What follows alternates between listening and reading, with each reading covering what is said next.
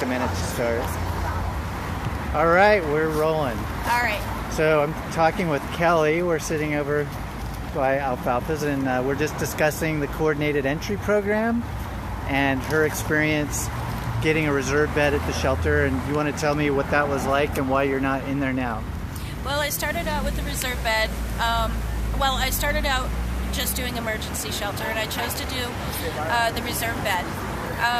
It actually doesn't make a whole lot of sense for women because we get in guaranteed before 6, but I was given a chore that was almost impossible to do. Yeah.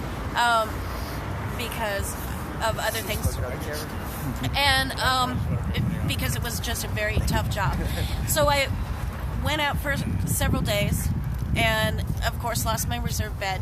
But what I was told at that time is that they were just now placing people who had been in the reserve beds from October. They were still placing them, and this was December. They said they were short of case managers, and they just were moving kind of slow on that. Now, the thing is I've read lots of things that, they've sent some people out of town, and they placed 22 people so far. That's not even close to what should be done. I have had issues of falling through the cracks with the VI-SPDAT process. That's the vulnerability index to assess how fast you should get into a home. Yeah, I started that with Martha 4 years ago, redid it with Elizabeth. I had a score of 13 the first time and 15 the second time. What's the score that gets you housing? Well, what it was explained to me by Jessica at MHP is that, so if you score a 13, but someone comes in 6 months later and scores a 14 or a 15, they're placed before you. It's relative to other people. Yeah, exactly. So when I got the score of 15, that put me higher, but I'm still waiting on this. And I can't imagine how much more vulnerable I could be as a female on the streets. Yeah. I have lost friends, Benjamin Harvey, CJ, Roland. The list goes on. I mean, I can't even cover all the people I've lost. And every person out here knows that. Every resource person knows that I have had issues happen, and I just see that there's a very huge lacking process. And the other thing that I see is people waltz in here from other states, other cities, and they're within 2 months they're in housing. They have felonies. I don't even have a felony. And it's just like, I feel like they're just letting me Languish? Yeah, that would be the best word. So you said they're still struggling to get people in from October and December, but let's acknowledge they got you in to a reserve bed, right? Yeah. And so what was the struggle with working with the reserve bed? You said you stayed out a couple nights and you lost it? Yeah, you can only take 3 nights out a month. And there's so many things. First of all, when you do a chore, not only do you have to do the chore that you're assigned, you have to come back, sign it off, and then also have a staff member or someone check mark it, right? There's 3 steps to that. You forget one of those, even if you've done your chore, you get a warning. 0. And then you have to do 2 chores.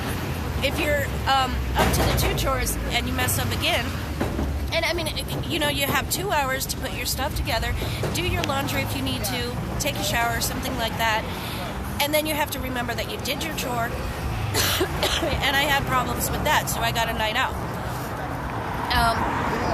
It's just, the process is too much. It should just be, okay, this is my chore, someone goes through, and does it look like it was done? All right, we're cool. So, but it's like you have to go through 3 processes just to do that, and if you miss any one of those pieces. So it's the 3 processes are getting assigned the chore, completing it, and getting a check off on it? Yeah. Yeah. And I have done my chore, and then I go do something, and I totally forget. And I mean, yes, I realize that this is about responsibility, but the checks and balances system is just a little bit too much. I also had another issue. I had this guy following me through, and this was one of the other reasons I got kicked out. He's come into my conversations with other people, and he's followed me around. He stares at me, and I probably was not so nice when I said stop staring at me, but that's what I said because I was in line. I didn't want to, for dinner, I didn't want to leave just so he would stop. I turned around 3 times watching him. And that's when I said it. Instead of the staff coming up and saying, is there a problem? Why is that? They actually told me that I was out for the night because I raised my voice.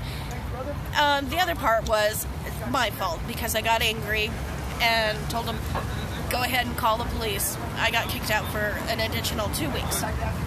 In order to come back, I had to schedule an appointment to